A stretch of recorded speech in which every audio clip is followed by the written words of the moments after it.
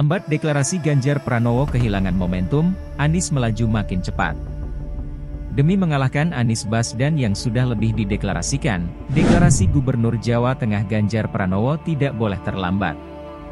Menurut dosen FISIP Universitas Indonesia Ade Armando, untuk mengejar Anies, Ganjar harus segera dideklarasikan paling lambat bulan Januari. Kalau lebih lambat dari itu, Ganjar mungkin kehilangan momentum. Kalau terlambat, Anies akan melaju dengan makin cepat sampai pada titik yang tidak bisa lagi dikejar, ucapnya, dalam channel YouTube Cokro TV, Senin, 5 Desember 2022. Dia juga membeberkan hasil survei dari berbagai lembaga survei yang terkemuka. Kata dia, Ganjar selalu di atas Anies. Di posisi kedua, ada persaingan ketat antara Menteri Pertahanan Prabowo Subianto dengan mantan Gubernur DKI Jakarta itu. Namun, survei terbaru dari indikator politik yang dipimpin Burhanuddin Muhtadi menunjukkan tren yang penting buat ketiga capres itu. Dukungan terhadap Anies meningkat dalam 2 bulan terakhir. Sementara, Ganjar dan Prabowo trennya cenderung menurun.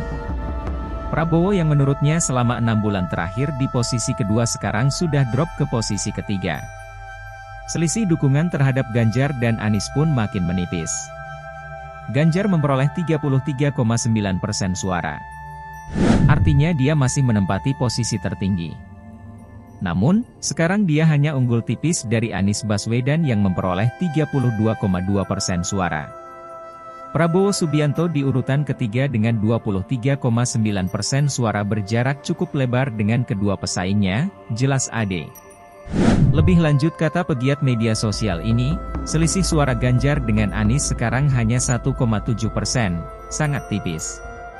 Padahal, 2 bulan lalu jarak keduanya melampaui 10%. Hal itu kata Ade terjadi karena dibanding 2 bulan sebelumnya Anies mengalami peningkatan cukup besar sekitar 6%. Di sisi lain, Ganjar sedikit melemah sekitar 2%, sedangkan Prabowo menurun cukup tajam sekitar 5%. Data ini tentu membuat gembira para pendukung Anies dan merupakan peringatan serius bagi kubu Ganjar, tambahnya. Kenaikan dukungan terhadap Anies sebesar 6% adalah peningkatan yang sangat signifikan. Kalau survei dilakukan pada Januari, saya tidak akan heran kalau suara Anies sudah melampaui Ganjar, tandasnya. Sementara itu, politisi Partai Golkar Andi Sinulinga menyindir relawan Ganjar yang telah jauh-jauh melakukan deklarasi sebelum Anies. Andi mengatakan, relawan Ganjar telah lama keliling daerah untuk mempromosikan Ganjar.